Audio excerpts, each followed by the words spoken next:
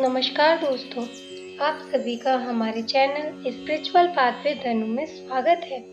आज मैं आपको गुरु पूर्णिमा की कहानी सुनाने जा रही हूँ। प्राचीन समय की बात है। किसी गांव में एक गुरु अपने शिष्यों के साथ अपने आश्रम में रहते थे। उनके सभी शिष्य गांव में एक एक करके भिक्षा लेने जाते थे। एक बार उनका एक शिष्य गांव में भिक्षा लेने गया। उसने दरवाजा खटखटाया तो अंदर से एक तांत्रिक बाहर आए और बोला, ये कौन है जो मेरे द्वार पर किसी और का गुणगान कर रहा है। उस शिष्य ने कहा कि मेरे गुरुजी तो सर्व सामर्थ्यवान हैं। तांत्रिक को गुस्सा आया और उसने उस शिष्य को श्राप दे दिया और कहा, मैं भी देखता हूँ तुम्हारे गुरु में कितनी सामर्थ्य है। जा, तू कल का सूरज नहीं देख पाएगा, अर्थात तेरी मृत्यु हो जाएगी। गांव के आसपास के लोग कहने लगे कि इस तांत्रिक का श्राप कभी खाली नहीं जाता। वह शिष्य उदास होकर आश्रम की ओर वापस जाने लगा और रास्ते पर यही सोचता गया कि आज मेरे जीवन का अंतिम दिन है। जब वह आश्रम पहुंचा तो गुरुजी ने पूछा, शिष्य, क्या तुम भिक्षा ले आए? शिष्य बोला, हाँ, मैं तो आज भिक्षा में मौत लेकर आया हूँ।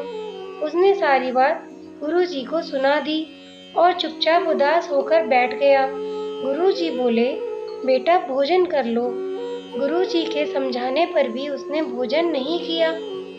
गुरुदेव भोजन करके विश्राम करने चले गए और उस शिष्य ने कहा, मेरे चरण दबा दो। उसने सोचा, मेरे जीवन के जो अंतिम क्षण शेष बचे हैं उसमें मैं गुरु के चरण दबाकर ही बिता दूं। गुरुजी बोले, चाहे कुछ भी हो जाए, मेरे चरण छोड़कर मत जाना। वह शिष्य पूरी श्रद्धा से गुरुदेव के चरण दबाता रहा।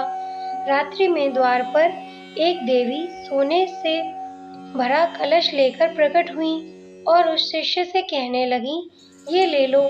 उसने कहा, आपको अगर ये देना है तो यहीं आकर दे दीजिए, मैं वहाँ नहीं आ सकता।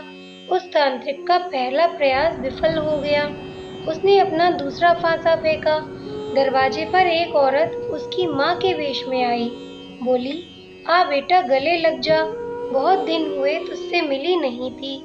वह शिष्य बोला, माँ क्षमा करना, मैं वहाँ नहीं आ सकता, मैं गुरुजी के चरण दबा रहा हूँ। वह औरत वहाँ से चली गई। तीसरा पहर उस तांत्रिक ने यमदूत भेजा।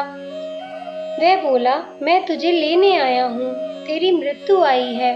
वह बोला, काल हो या महाकाल, मुझे यहीं आकर ले लो, मैं गुरुजी के चरण नहीं छोड़ूंगा। बस फिर वह राक्षस भी वहाँ से चला गया। सुबह हुई, गुरुदेव नींद से उठे और बोले, सुबह हो गई? अरे, तुम्हारी तो मृत्यु आने वाली थी। तांत्रिक का श्राप कभी व्यर्थ नहीं होता, लेकिन तुम तो जीवित हो। उस शिष्य ने रात्रि की सारी घटना गुरुदेव को बता दी। फिर उसे समझ में आया कि क्यों गुरुदेव ने कहा था कि चरण छोड़कर मत जाना। वह गुरुदेव के चरण पकड़कर रोने लगा। इसीलिए कहते हैं, जिसके सिर पर गुरु का हाथ हो उसका काल भी कुछ नहीं कर सकता। जो गुरु के बताए हुए रास्ते पर चलते हैं उनके सामने आने से पहले मौत भी कई बार सोचती है। जय गुरुदेव, जय भोलेनाथ।